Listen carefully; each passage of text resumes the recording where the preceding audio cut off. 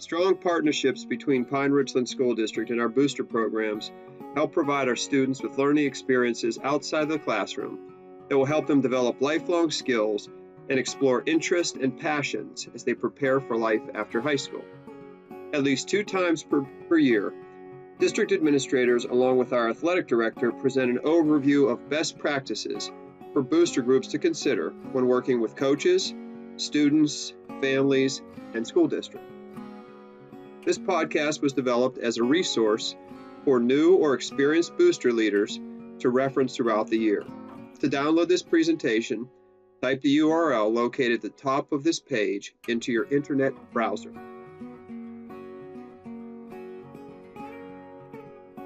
The mission, vision, and values of the district drives our actions, policies, and recommendations. Athletics, along with co- and extracurricular activities, provide our students with learning experiences outside of the classroom that align with students' interests and goals. Booster programs help to enhance those experiences for our students and provide families with opportunities to some degree to share in those experiences that will likely result in memories that will last a lifetime. The policy developed to support booster programs aligns with our mission, vision, and values and provides leadership groups with clear guidelines for implementation. Through many experiences, we have found that the booster groups that align tightly with the mission, vision, values, follow the written policy, and offer clear, transparent communication, find success and support throughout their programs. This graphic is used to represent the concept of continuous process improvements that must be first fully implemented with fidelity and then can be measured through comparisons to other high-performing organizations that ultimately result in positive outcomes and experiences for our students and families. The tightening of the loops represent process improvements and refinements over time.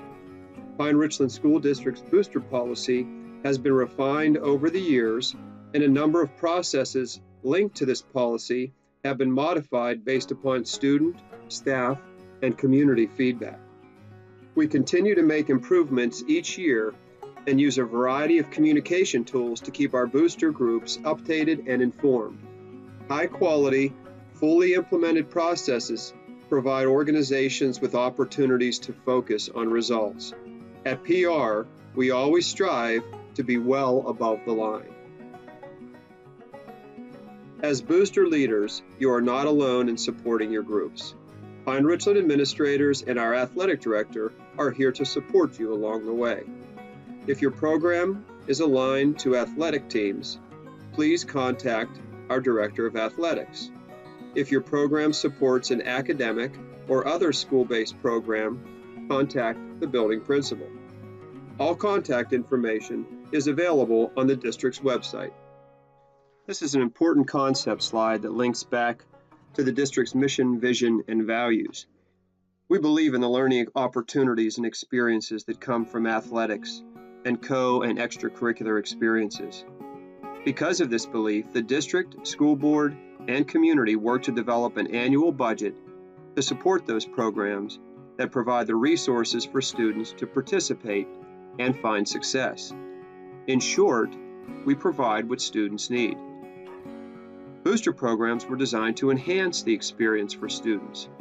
As a booster leadership team, the challenge will be to work with your families to determine what enhancements are most beneficial.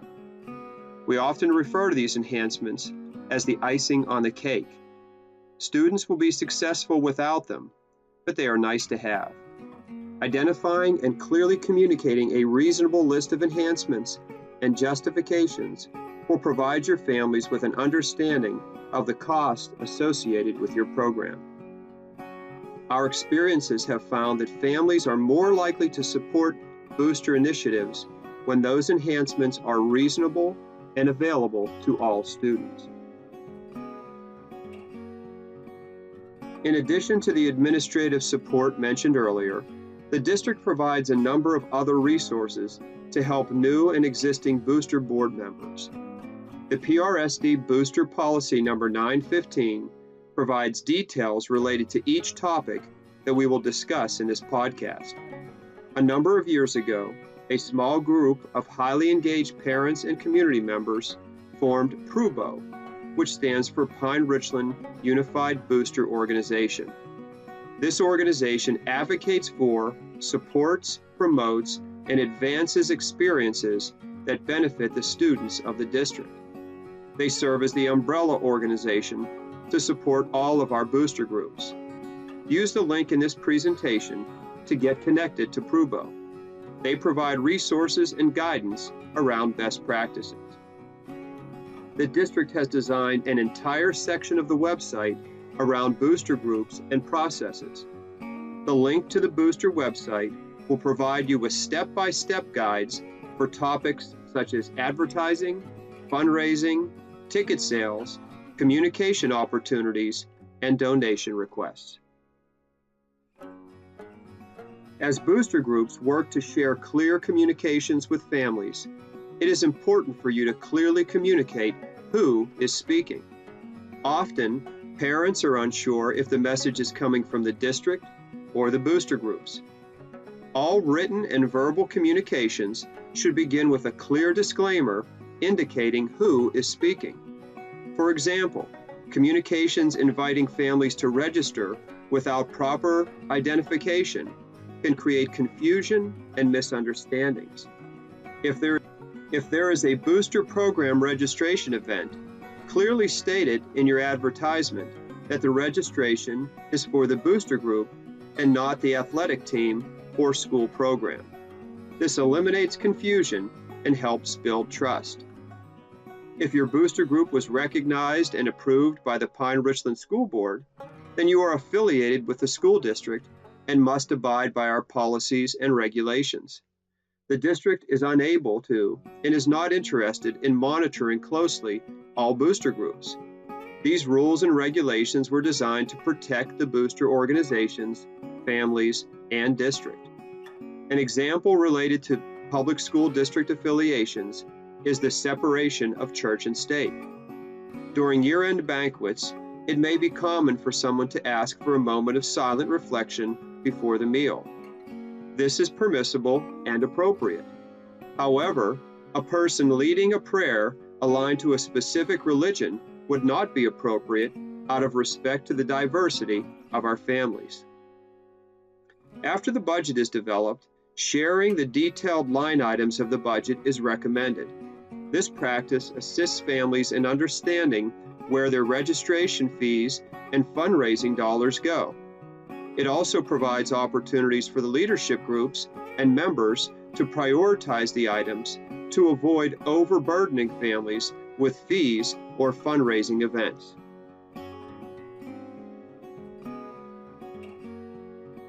We will take time to review each of these important topics over the next 9 slides.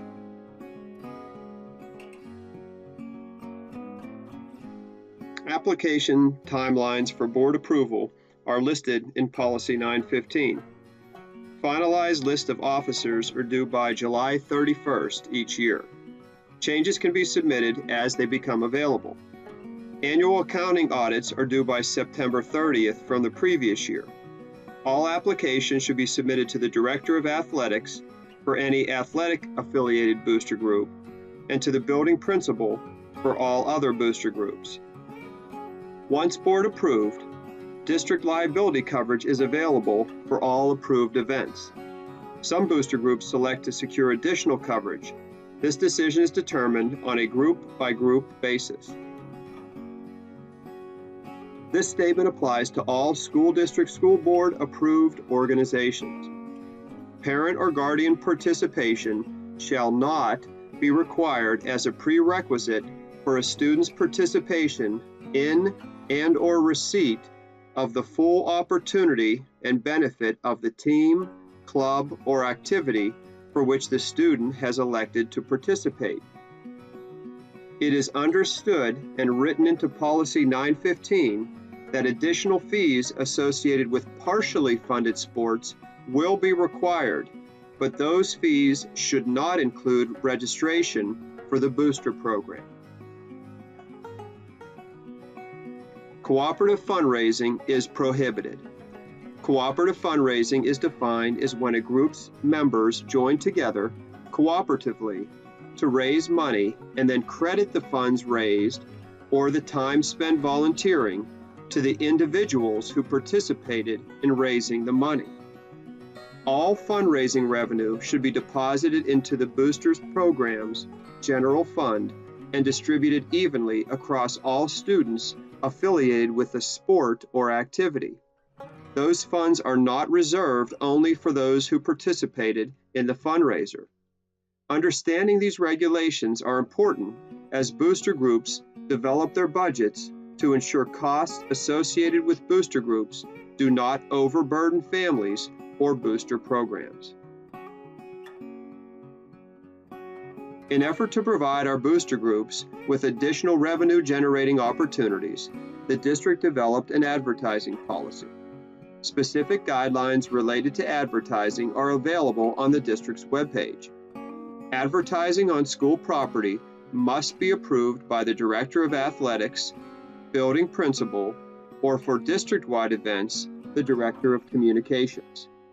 The 25% fee for the district only applies to yard or tent signs and banners placed on PRSD property. This would not apply to things such as t-shirts or programs or other non-district owned property.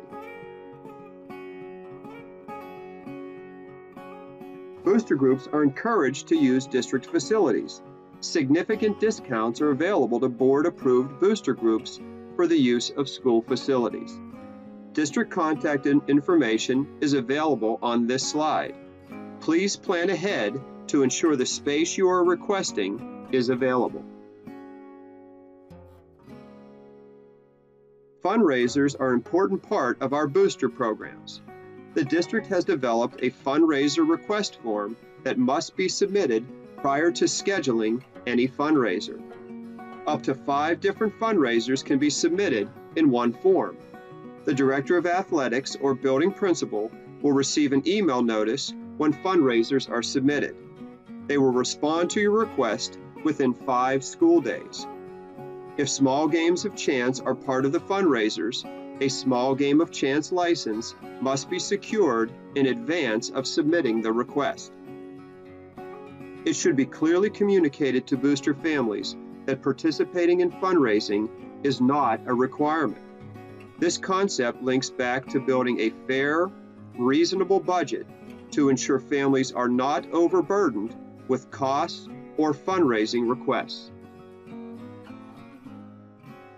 Booster groups interested in generating revenue through the use of district concession stands or selling tickets to competitions can find details related to each of these fundraising opportunities on the district's website. For convenience, concession stand ID cards are available for sign-out in order to stock the concession stands prior to scheduled events. Tickets may be sold by booster groups excluding football and basketball. The ticketing agreement was designed to develop a consistent approach for all booster groups. Donations from booster groups are always appreciated. It is important for booster organizations to work closely with district staff when discussing donations. District staff will involve those most closely associated with the donation request to ensure the donation aligns with the district's strategic and capital funding plans. All donations are board approved, so it is important that adequate time is provided to the district to prepare the donation request for an upcoming board meeting agenda. Donation requests should be submitted to the Director of Athletics or building principal at least 1 month prior to the month that you would like the donation to be approved. Once a donation is board approved, the district takes ownership of the donation and is then responsible for care, use, and maintenance. The district provides many resources for communication and advertising. Weekly e-blasts are sent to community members. In addition, the district website is updated daily. Please work with the Director of Communications for all of your communication needs. You can email submission to prnewsletters@pinerichland.org. Please understand that the district does not advertise events that include alcohol or that do not align to the district's mission, vision, or values. Thank you for taking the time to volunteer. Our students and this organization benefit from this partnership. Please contact the Director of Athletics or your child's building principal if you have any questions, comments, or concerns. Find your program in this vision picture. We know it takes the collective efforts of the entire community to help prepare our students to make their mark.